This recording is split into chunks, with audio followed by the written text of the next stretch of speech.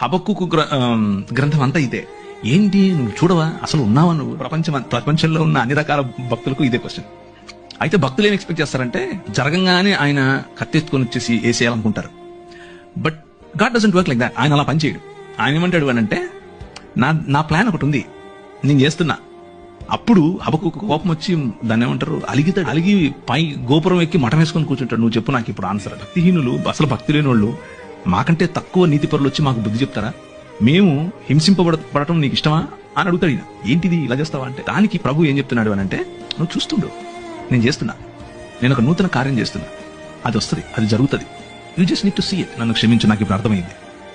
నువ్వు చేస్తున్నావు పని, యూఆర్ వర్కింగ్ బిహైండ్ ఇట్, కాకపోతే నేను అనుకుంటున్న పద్ధతులు చేయట్లేదు.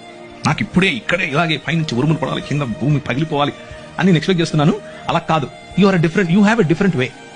ఆ డిఫరెంట్ వేలో నువ్వు పని చేస్తున్నావు అని గమనించిన తర్వాత హబక్కుకు ఏమంటాడంటే, సాలలో పశువులు లేకపోయినా, అంజూరపు చెట్టు ఫలించకపోయినా యెహోవా యందే నేను ఆనందిస్తాను. నువ్వు ఉన్నావు, నాకు అర్థమైపోయింది, నువ్వు చేస్తున్నావు, నమస్కారం స్వామి, నువ్వే చేయి అని చెప్తున్నాడు.